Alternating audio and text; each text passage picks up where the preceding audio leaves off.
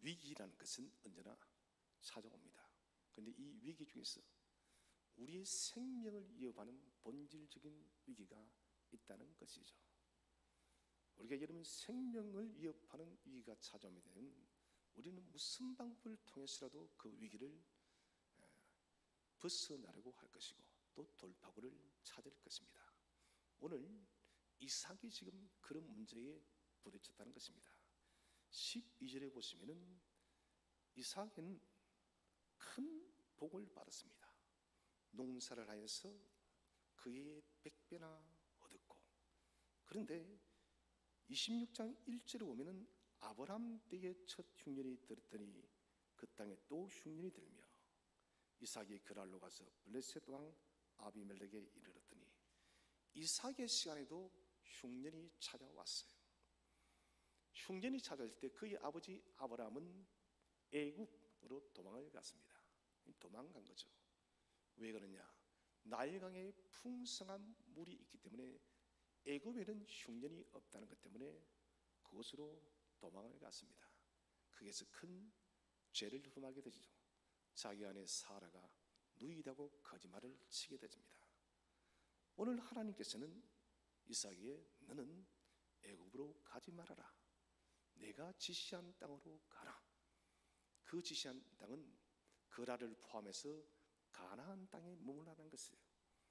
이것이 왜 중요할까요? 하나님은 약속의 땅 가나안을 아브라함에게 주시기로 약속하셨기 때문에 가나안 땅을 떠나지 말라는 것입니다. 이삭이 하나님의 명령을 지켰더니 오늘 본문 12절에 하나님은 약속대로 100배나 복을 줬습니다. 여러분, 이 복이 왜 놀랐냐면 이삭의 전문직이 뭐냐? 그의 전업적 본질적 캐릭터는 농사입니다. 목축입니다. 목축이 그의 캐릭터예요. 그런데 부업을 했다는 거예요. 그 부업이 뭐냐? 농사에 부업을 했는데 세상에 100배나 얻었다는 거예요. 이것은 대단한 일이죠. 본업도 잘 되는데 부업이 100배나 복을 받은 거예요. 이것으로 인해서 블레셋 사람들이 시기를 하게 되고 그의 아버지 이삭의 아버지 아브라함이 팠던 우물들을 다 막아버리고 그리고 이삭을 쫓아내버렸습니다. 그리고 이삭은 그랄 지에서 그랄 골짜기까지 도착했습니다. 자, 이 그랄 골짜기에 도착했더니 심각한 문제가 발생했어요. 물이 부족한 거예요. 그에게는 많은 종들과 가축들이 있었습니다. 이 모든 사람과 가축들을 먹이려 하니 턱없이 물이 모자란 거예요. 물이 없으면 죽는 것입니다. 물은 생명과 직결을 맺은 문제라는 것이죠. 오늘 이삭은 이 심각한 문제에 부딪혀 있습니다. 자, 우리는 이 문제 앞에서 이삭이 어떻게 이 문제를 풀어가는지를 함께 한번 살펴보겠습니다. 첫 번째 주제는 이삭은 자신이 직면한 상황을 정확하게 알았습니다. 내가 지금 무슨 문제에 있는지를 정확하게 알았다는 것이죠. 그래서 첫 번째는 직면한 문제가 무엇인지 구체화시켜서 기도하고 생각한 것이에요. 이것은 굉장히 여러분 중요한 문제입니다. 내가 직면한 문제를 구체화시키고 기도하고 생각하는 것. 이삭은 그랄 골짜기에 도착해서 우리의 문제를 생각하면서 이것은 생명의 문제구나. 이 물이 없으면 우리 가족 그리고 내 수중에 있는 가축들과 내가 데리고 있는 종들이 모두 죽겠구나. 본질의 문제예요. 물을 대체할 수 있는 것 아무것도 없습니다. 제가 포카리 스웨트를 많이 마시지만 포카리 스웨트가 물을 대체할 수 있는 것은 아니에요. 반드시 인간은 물을 마셔야 합니다. 특별히 뇌는 물을 가장 많이 소비하는 것이에요. 뇌가 건강하게 계신 우리가 물을 많이 마셔야 돼요. 인체도 여러분 대부분 물로 구성되어 있습니다. 이삭은 이 이 본질적인 문제 앞에서 진지하게 생각했습니다. 그리고 분명히 기도했을 것입니다.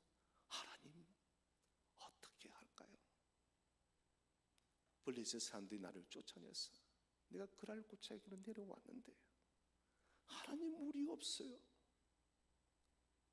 이렇게 되면 우리는 죽을 수밖에 없습니다.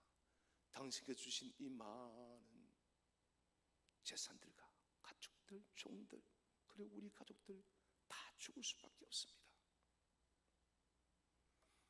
여러분, 하나님은 기도와 생각 속에서 해답을 주시는 분이심을 믿으시길 바랍니다. 아무리 심각한 문제라 할지라도 우리가 기도하고 생각할 때 하나님 분명히 우리에게 답을 주세요. 저는 오늘 장로님께서 기도하실 때 하나의 또 해답을 찾았습니다. 우리 교회가 부흥으로 나아가는데 또 하나의 방법의 길을, 부흥을 위해서 몇 년 전부터 계속해서 기도하던 중에 하나님은 하나하나 베일을 커튼을 긋듯이 하나하나씩 걷으시면서 길을 보여주는 것입니다. 여러분 마찬가지입니다. 저와 여러분의 삶을 가로막고 있는 그 장애물이 무엇이라 할지라도 주께 기도할 때 하나님은 그 모든 장애물을 긋고 새로운 문을 열어줄 줄로 믿으시길 바랍니다. 반드시 하나님은 문을 열어주시는 분이에요. 그래서 문제라는 것은 하나님을 바라보게 하는 도구입니다. 우리 같이 한번 같이 보면서 한번 읽어봅시다. 시작. 문제라는 것은 하나님을 바라보게 하는 도구이며 기회입니다. 문제라는 것은 하나님을 바라보게 하는 도구입니다. 나는 이 문제 때문에 큰일 났어, 이게 아니라 문제가 발생은 뭐예요? 하나님을 바라보면 됩니다. 여러분, 위기가 직면해서 나는 죽게 되었거든요. 정말 그럼 죽어요. 이 위기는 하나님께서 나로 하여금 하나님만을 바라보고 하나님께 집중하라는 것이구나. 이것은 내 인생의 새로운 기회야. 부흥을 위해서 이런 기도할 때는 많은 절망과 낙심이 찾아왔습니다. 보이지 않으니까, 변하지 않으니까. 그런데 주저앉지를 않았습니다. 계속해서 기도하다 보니 그 막막하던 부흥의 커튼들이 하나하나씩 긋혀지고 마치 안개가 사라지듯이 답을 보여주는 것이에요. 여러분, 모든 문제는 그렇습니다. 주께 기도할 때 분명히 답을 얻을 줄로 믿으시길 바랍니다. 오늘 저와 여러분의 문제는 다른 어떤 문제가 아닙니다. 돈의 문제가 아니에요. 우리나라 여러분 잘 살아요. 세계 8위, G8의 세계 8위의 경제 대국입니다. 돈의 문제가 아니에요. 지금은 생명의 문제예요. 교회가 왜 흔들릴까요? 특별히 그리스도인들이, 수많은 그리스도인들이 왜 흔들리고 이 풍요로운 세상 속에서 주님을 그렇게 게으르게 섬길까요? 그것은 생명의 물이 고갈되어 간다는 거예요. 다시 말하면 성령이 자꾸 내 속에서 위축되는 것이에요. 성령이 자꾸 내 속에서 근심케 되어지는 것입니다. 이것은 본질적인 문제입니다. 이 본질적인 문제를 풀려면 우리는 우리의 심령 속에 하나님의 부흥이 올 수가 없습니다. 이런 부흥은 정말 놀라운 역사입니다. 초대교회 역사를 보십시오. 그 부흥이 가져온 역사가 어떤, 오늘 이삭도 이런 부흥을 가져왔습니다. 그가 그의 농사 때문에 100배나 얻었고, 이삭의 부흥이에요. 단순한 영적 부흥만이 찾아오는 것이 아닙니다. 삶의 이름은 모든 풍요의 부흥도 같이 오는 것이에요. 총체적인 부흥이 우리에게 반드시 와야 된다는 것입니다. 그래서 우리는 우리가 걸린 병이 무엇인지 진단을 해야 됩니다. 직면하지 않으면 안 돼요. 나의 영성에 깊이 지금 병들어 있는데 그 문제를 바라보지 않습니다. 이는 바라보지 않으면은 그 병이 사라집니까? 그렇지 않아요. 여전히 그 병은 똑같이 존재한다는 것입니다. 직면한 문제는 구차하고 기도하고 생각지 않으면 죽습니다. 왜 그럴까요? 생명의 문제이기 때문에.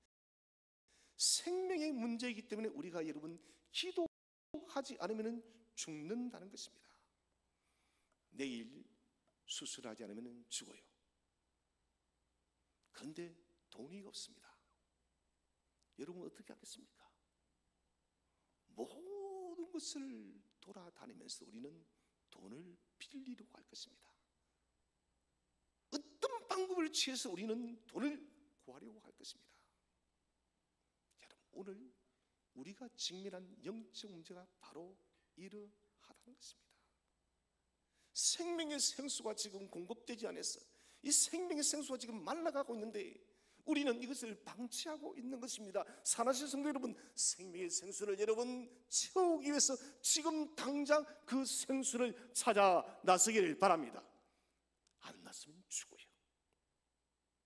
오염된 물을 마시면 죽습니다. 바닷물은 아무리 마셔도 목이 마를 수밖에 없습니다. 정수된 생수를 마셔야 됩니다. 언제요?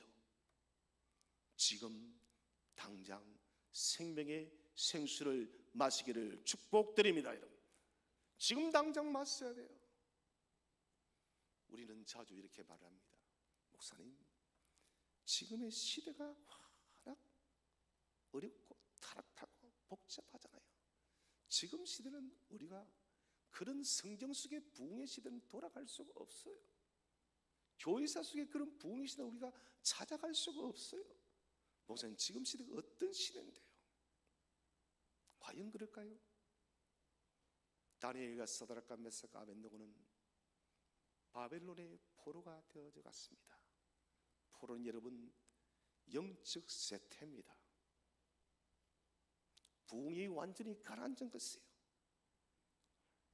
다니엘과 사드락과 메삭 아벳느고가 똑똑한 이스라엘의 모든 청년들이 지금 바벨론에 잡혀서 왕의 진비를 먹습니다. 그런데 다니엘이 뭘 합니까? 환관장에 구합니다. 우리는 이 진비를 먹지 못합니다. 하나님께서 부정한 음식을 먹지 말라고 하였기 때문에 우리는 먹지 못합니다. 열흘 동안 10일 동안 우리에게 채소만을 주었어. 왕의 진미를 먹은 사람과 우리 얼굴 비교해서 누구의 낯빛이 더 좋은지 그거 보시고 평가하십시오. 만약 우리의 얼굴빛이 더 좋으면 우리에게 왕의 진미를 강요하지 마십시오. 10일 뒤에 역사가 나타났습니다. 왕의 진미를 먹은 소년들보다 다니엘과 사드락과 메삭 아벳느고의 얼굴이 더욱더 윤택하였음을 믿으시길 바랍니다. 여러분, 그러므로 여러분 시대가 그렇다 해서 우리도 그렇게 여러분 인정해버리고 우리가 받아들인 것은 자기 합리화에 지나지 않습니다. 문제의 본질은 성도의 교회의 생명을 위협하는 문제입니다. 이것을 푸는 본질적인 문제는 뭘까요? 그것은 하나님과의 관계 회복이에요. 사랑하는 여러분, 2023년부터 2027년까지 우리는 부흥의 로드맵을 써갈 것입니다. 이 첫 해에 영적 대각성을 써나가는 교회입니다. 사랑하는 여러분, 2023년 하나님의 부흥의 첫걸음에 있어서 영적 대각성을 써나가시기를 바랍니다. 그 첫걸음이 뭐냐? 하나님과의 관계 회복이에요. 저는 저와 여러분이 우리 모든 성도의 성도들이 하나님과 가장 아름다운 관계가 회복되어지기를 주의 이름으로 축복을 드립니다. 관계가 회복되어지고 수많은 교회들이 프로그램으로 접근을 합니다. 프로그램은 해결책이 아닙니다. 본질의 문제니까요. 눈에 보이는 상처에 자꾸 데일밴드만 붙여요. 후시딘을 바르고 데일밴드만 자꾸 붙이고 있어요. 안에 병은 골마가는데 우리 골마가는 병이 뭡니까? 거룩이 골마가고 있습니다. 거룩함이 우리 속에 골마가는데 자꾸 교회는 프로그램으로 접근한다는 것이에요. 사랑하신 여러분, 거룩함을 회복하시기를 바랍니다. 거룩하지 못한 나의 삶 때문에 하나님 앞에 통회하는 한 해가 되시기를 바랍니다. 오 하나님, 나의 삶을 변화시켜 주시고 이 앞에 성결한 주의 자녀가 되게 해 주시옵소서. 이 고백이 우리에게 있어야 됩니다. 두 번째 주제는 이삭은 자신이 처한 절박한 문제 앞에 어떻게 행동을 했을까요? 첫 번째는 아버지 아브라함이 팠던 우물로 갔습니다. 아브라함의 생애는 참 재밌습니다. 팔레스타인에 물은 생명이에요. 2월달에 교회의 배려로 저는 성지순례를 갑니다. 너무 설레요. 지금 주님이 가셨던 그 땅을 밟아본다는 것이, 저는 가면은 더 느낄 것입니다. 팔레스타인의 물이 왜 그렇게 중요했는지를. 그런데 아브라함은 우물을 파는데 달인이었어요. 완전 달인이었어요. 아브라함이 파는 곳마다 물이 솟아나는 것이에요. 팔레스타인은 그런 곳이 아닙니다. 그런데 어찌되었는지 아브라함이 파기만 파면은 우물이 솟아났던 것이에요. 왜 그는 우물의 달인이 되었을까요? 그것은 하나님이 함께 하셨기 때문에 그런 줄로 믿으시길 바랍니다. 우리도 마찬가지예요. 하나님이 함께 하시면 우리도 생명의 물을 찾는 달인이 될 수가 있다는 것입니다. 그래서 이삭은 그의 아버지 아브라함에게 주목을 했습니다. 이삭은 분명히 보았습니다. 아버지가 가는 곳마다 봤더니 우물이 나왔구나. 그래서 이삭은 확실해서, 그래, 이 그랄 골짜기가 물이 없지만은 아버지가 팠던 그 우물을 다시 가보자는 것입니다. 이것은 아버지에 대한 믿음이요, 곧 아버지와 함께했던 하나님에 대한 믿음이었던 것입니다. 세상에 다른 방식을 찾지 않았어요. 블레셋에 혹은 다른 지역에 우물 찾는 수백 전문가를 데리고 오지도 않았습니다. 단순히 아버지 아브라함이 팠던 우물로 가는 것이 그의 결단이었어요. 이것은 이삭의 인생에 있어서 아주 지혜로운 행동이었습니다. 왜 그럴까요? 그곳에 정답이 있기 때문에 그래요. 아브라함이 팠던, 아버지가 팠던 우물에 가면은 정답이 있다는 것입니다. 살아계신 성도 여러분, 아브라함에게 물을 주신 하나님은 이삭에게도 물을 주고 저와 여러분에게도 생명의 물을 줄 줄로 믿으시기를 바랍니다. 하나님은 동일하신 하나님이십니다. 하나님은 변하지 않는 하나님이십니다. 우리 속에 메말라가는 이 생명의 문제는 여러분 오직 성경 말씀만이 해답인 줄로 믿으시기를 바랍니다. 말씀만이, 성경만이 우리에게 생명의 물을 제공할 수가 있다는 것입니다. 역사는 반복됩니다. 이것은 진리예요. 이스라엘의 그 역사는 그리스도인의 삶을 그대로 보여줍니다. 그들이 언제 성공했을까요? 성경은 말합니다. 하나님을 잘 경외했을 때. 하나님은 이스라엘이 하나님을 잘 경외할 때 모든 것을 복되게 했습니다. 그들의 삶을 풍요케 했습니다. 생활을 풍요케 했습니다. 무엇을 하든 간에 형통케 했습니다. 그런데 언제 그들은 실패했습니까? 하나님을 떠나버렸을 때. 가지고 있던 재산도 빼앗겨 버렸습니다. 그리고 그들은 이방의 침략으로 채찍을 맞았습니다. 많은 사람이 죽어갔습니다. 여러분, 이 역사는 똑같다는 것입니다.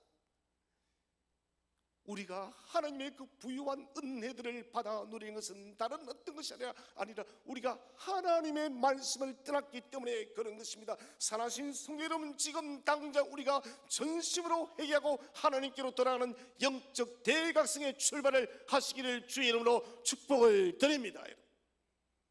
이게 이런 첫 번째 과제예요. 영적 대각성이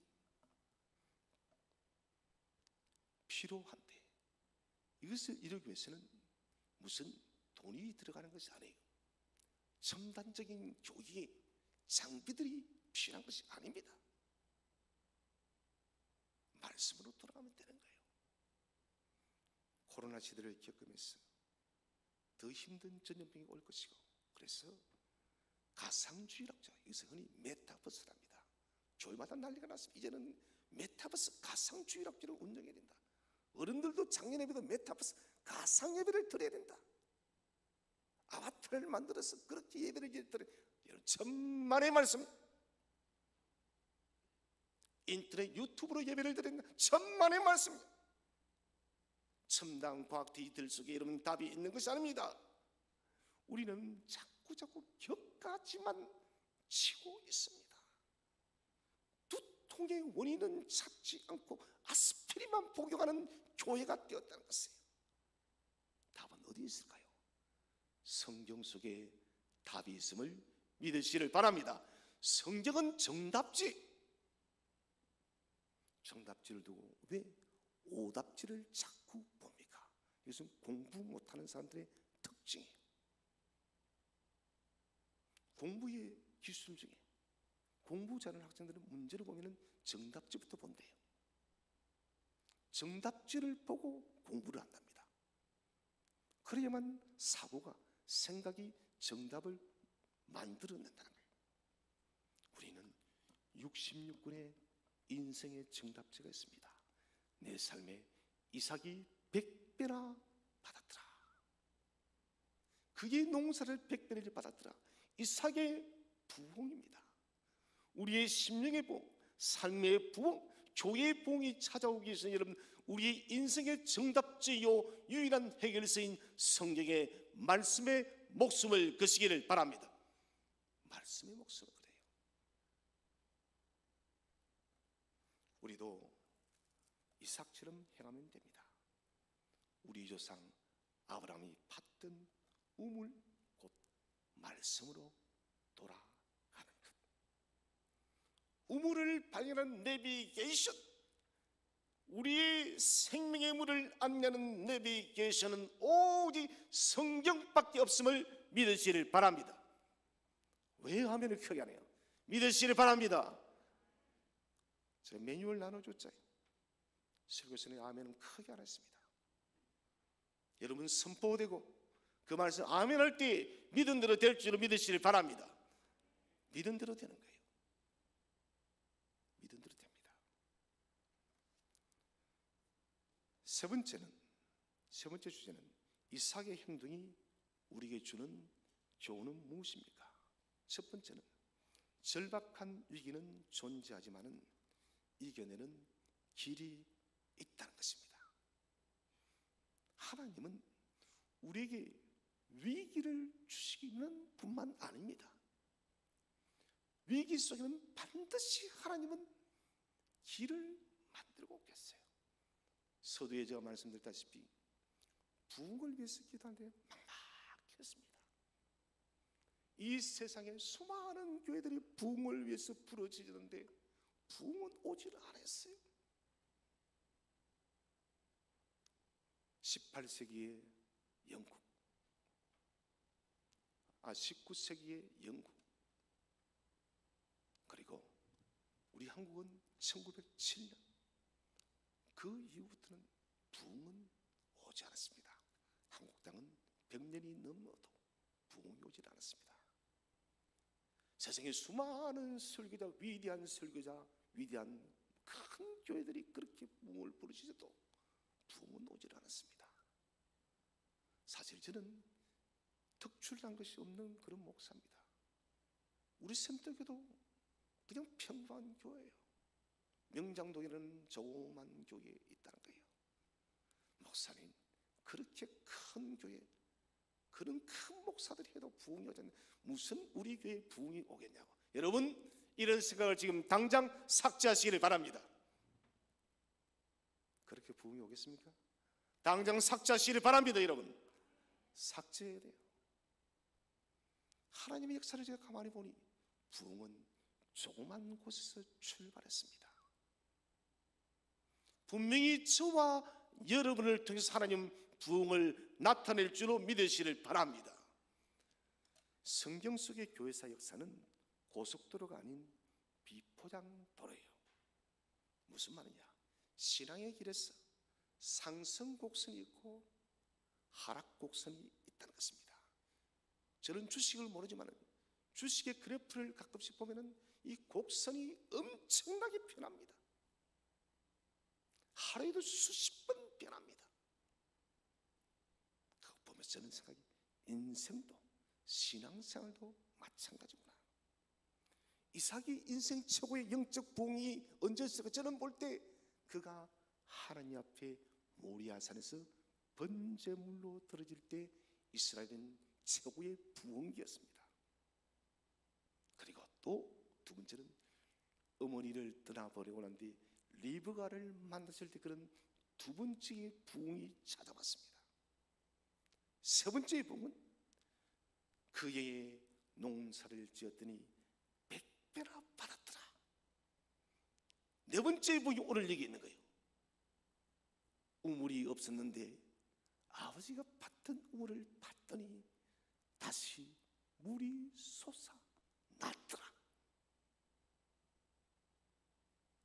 과연 그렇다면 이삭의 인생 속에서 이런 부흥만이 있었을까요? 아닙니다. 그는 영적 쇠락 기간도 있었습니다. 하나님 분명히 쌍둥이가 태어나면은 동생이 야곱이 장자권을 이어간다는데, 그런데 이삭은 누구를 축복하기를 원합니까? 이스마엘을 축복하기를 원합니다. 영적으로 그는 눈이 감겼던 것이에요. 죽지도 않는데 저는 자신은 죽는다라고 생각을 합니다. 이 뭡니까? 영적인 퇴락기예요. 언제나 상승곡선이 있는 것만이 아닙니다. 이 곡선이 밑으로 끝없이 추락할 수 있다는 것이에요. 야곱의 인생은 이삭보다 더합니다.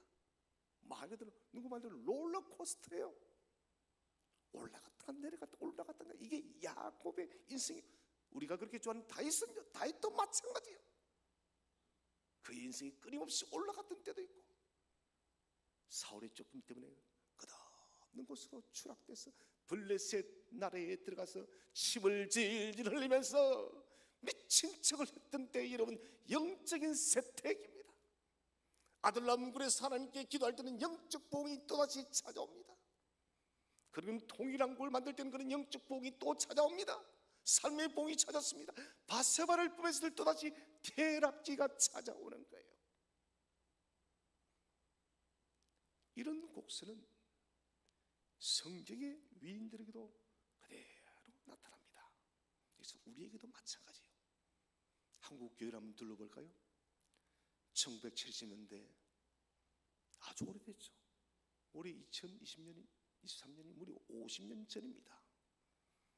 70대, 80대 교회 모습을 한번 생각해 보세요. 그때 우리나라는 못 살았어요. 특히 70대는 얼마나 가난했습니까? 80대도 아둥바둥 살 때입니다. 그런데 그 경제적으로 힘든 시대에도 교회를 개척하는 곳곳마다 사람이 넘쳐났습니다. 교회만 세워놓으면 사람들이 몰려드는 것입니다. 예배를 강조할 필요가 없습니다. 주일만 되면 사람들이 자발적으로 교회를 나오는 것입니다. 새벽기도 말하지 않습니다. 새벽기도 자리를 가득 찹니다. 눈물로 통곡하는 사람이 여러분 너무나도 많습니다. 금요일 밤이 되어지면 심야교대 열세모에서 여러분 자녁을 넘기까지 기도를 했습니다. 교회에 건축을 하면 집을 담보를 잡히고 대출을 받아서 건축 헌금을 드립니다. 어떤 사람은 자기 집을 팔고 전세로 가면서 교회에 건축금을 드립니다.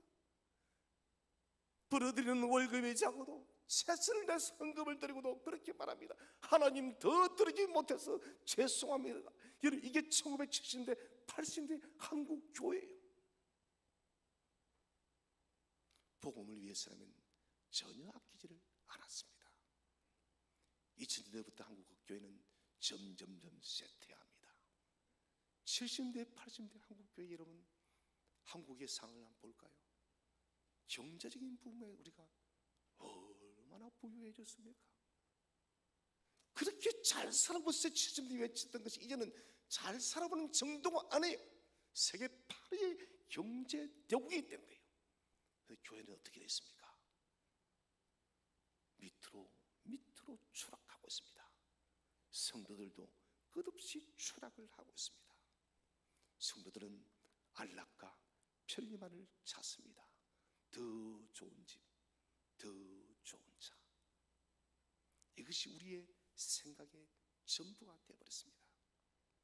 하나님은 인생의 액세서리 정도에 불과합니다. 그래도 하나님 정도는 믿어줘야지 내가 교양인이 되지, 이렇게 하나님을 취급한다는 것이에요.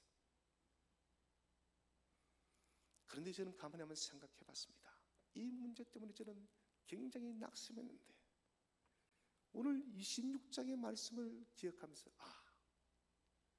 이삭의 인생도 상한가가 있었고 하한가가 있었고, 야곱의 인생도, 아브라함의 인생도, 모세의 인생도, 모든 믿음의 인생들이 상한가에서 하한가로 떨어졌다가 다시 높은 지점으로 올라갔구나. 그렇다면 우리에게도 올라가는 기회가 찾아온다는 것입니다. 이삭은 지금 하락하는 위기 앞에 무엇을 찾습니까? 아버지의 우물을 찾습니다. 하나님을 찾습니다. 하나님의 방법대로 돌아가는 것입니다. 여러분, 하나님의 방법대로 돌아갈 때 우리는 다시 올라갈 줄로 믿으시길 바랍니다. 여러분, 반드시 올라가요. 부흥의 시대는 찾아옵니다. 저와 여러분이 부흥을 써나가는 주역들이 되시기를 주의 이름으로 축복을 드립니다. 메뉴를 제가 다 나눠줬는데 설교 시간에 아멘을 하래서 하지 말았어요. 그게 아멘이요? 훈련입니다. 부흥의 시대는 반드시 찾아올 줄 믿으시길 바랍니다. 저와 여러분을 통해 써갈 줄 믿으시길 바랍니다. 써나가는 거예요. 여러분, 우리의 보이는 환경에 주목하지 마십시오.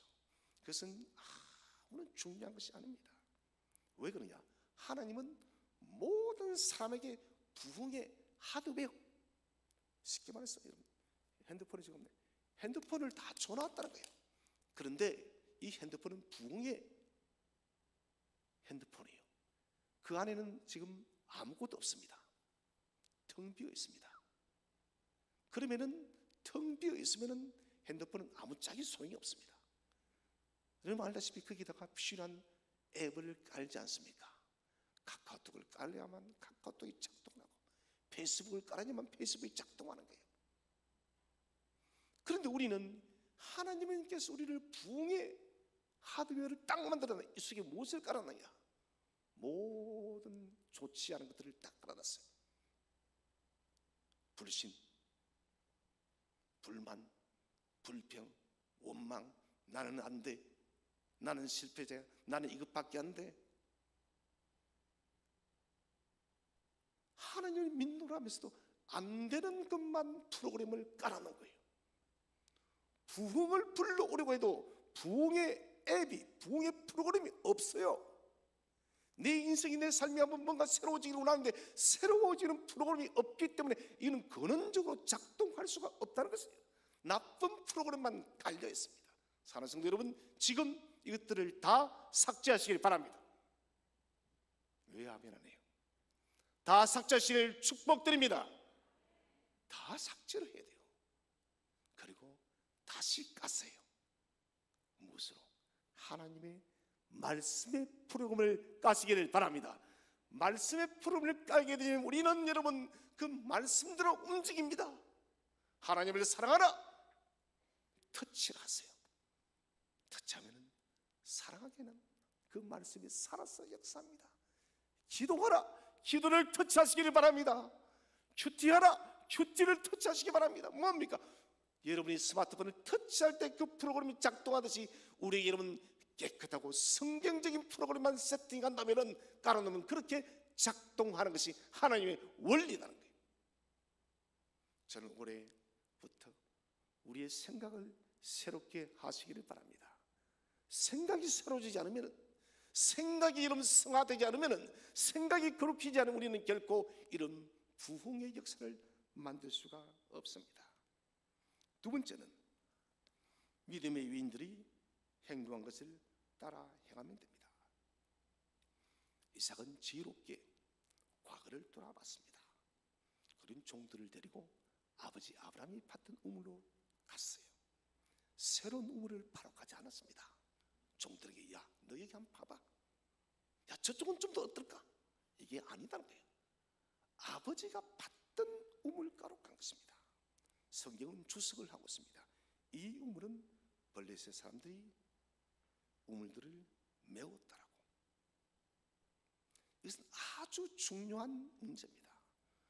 블레셋 사람들은 흙과 돌과 쓰레기들로 그 우물을 막아버렸습니다. 그래, 여러분, 여기에는 중요한 진리가 있어요. 우물은 막혔지만은 그 안에는 물이 솟아나고 있음을 믿으시길 바랍니다. 눈에 보이지 않는다요 존재하지 않는 것이 아니에요. 여러분, 공기가 눈에 보이지 않는다 해서는 공기가 없다는 사람은 어리석은 사람이에요. 바람이 눈에 보이지 않는다 해서 바람이 없다고 해서 어리석은 사람이에요. 블레셋 사람들이 우물을 막아버렸기 때문에 물이 보이지 않는 것뿐이에요. 답은 아주 간단합니다. 무엇입니까?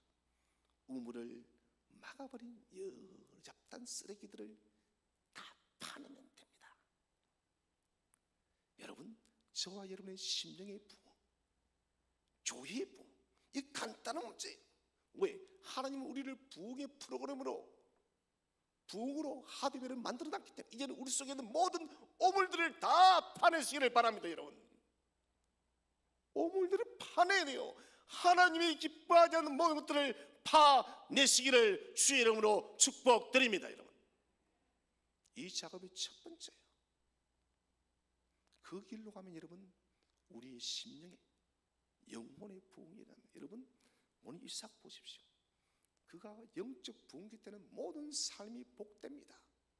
이스라엘 역사도 여러분, 그들의 삶 속에 부흥이 있을 때는 모든 일들이 형통합니다. 왜 우리의 모든 삶이 이렇게 꽉 막혀 있을까요? 하나님 우리를 복주시기로 창조하였는데 왜 이렇게 막혀 있을까요? 그것은 다른 것이 아닙니다. 부흥의 샘물이 솟아나지 않기 때문에 그런 거예요. 영혼의 내비게이션 성경은 틀릴 수가 없습니다. 지금 보이는 환경에 붙잡혀 살지 마시기를 바랍니다. 하나님의 샘물은 여전히 솟아나고 있음을 믿으시기를 바랍니다. 오늘 당장 언약의 말씀인 성경을 읽고 묵상하고 기도하시기 바랍니다. 여러분, 말씀이 명령한 것은 그대로 행하십시오. 금지한 것은 행하지 마십시오. 작은 것에서 실천하십시오. 작은 것에서 실천할 때에 기적이 일어날 줄로 믿으시길 바랍니다. 마지막 세 번째는 생명의 물을 가로막고 있는 모든 쓰레기를 제거해야 합니다. 우물을 막고 있는 여러 잡단 것들, 이것은 하나님과의 관계, 우리의 부흥을 가로막는 인생의 쓰레기들이에요. 마귀가 나도 모르게 잠재적으로 수없이 쳐넣은 쓰레기들이에요. 저가 이렇게 뇌를 성화시키라, 곧 이 말은 생각을 성화시키라. 대부분은 여러분 생각이 성화되지 못하게 우리에게 불신과 잘못된 행동들이 나오는 거예요. 생각이 거룩해지면 여러분 그런 오물들이 나올 수 없어요. 돈, 탐욕, 정욕, 술, 도박, 게임 중독, 수많은 죄의 쓰레기가 나도 모르는 사이에 지금 잠재되어져 있다는 것입니다. 여러분, 지금 이것들을 다 삭제, 제거하시고 싹 다 불태워버리시기를 주의 이름으로 축복을 드립니다. 다 태워버리세요. 다 태워버려야 돼요. 그래서 우리의 생각에는 하나님의 말씀만이 가득 차야 됩니다. 흔히 젊은이들은 말 안 들어. 인생을, 컴퓨터를 포맷한다는 것은 초기화시키는 거예요. 인생을 포맷하세요. 초기화하세요. 그리고 깨끗하게 빈 공간 속에 하나님만 채우시기를 축복을 드립니다. 하나님만 채울 때 우리는 새로워지는 것이에요. 그것이 뭐냐? 거룩과 성결함입니다. 거룩과 정결 없이는 하나님을 만난 것이 불가능합니다. 여호수아가 요단강을 건너기 전 하나님은 너희는 정결하게 하라.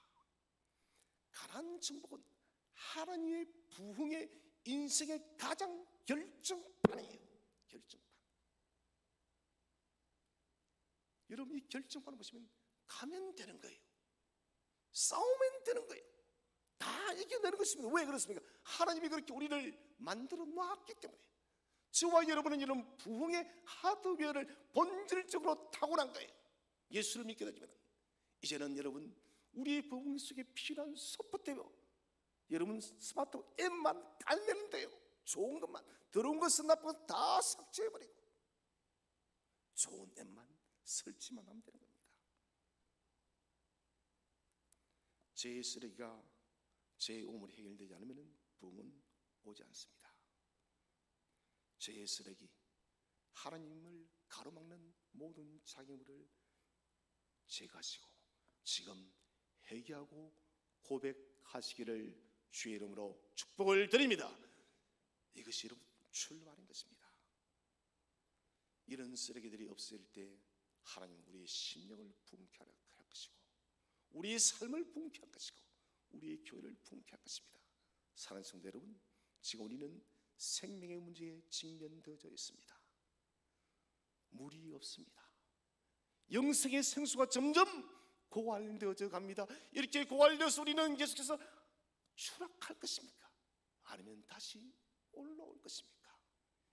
지금의 우리의 영적 상태를 여러분 직면하시고 이삭이 우물을 다시 찾았듯이 저와 여러분도 예수 그리스도의 생명의 생수를 다시 마셔서 우리 삶 속에 부흥이 찾아오고 우리 심령 속에 부흥이 찾아오고 우리 교회 속에 부흥이 찾아오는 위대한 역사를 새롭게 써나가는 저와 여러분 되시기를 주의 이름으로 축원드립니다.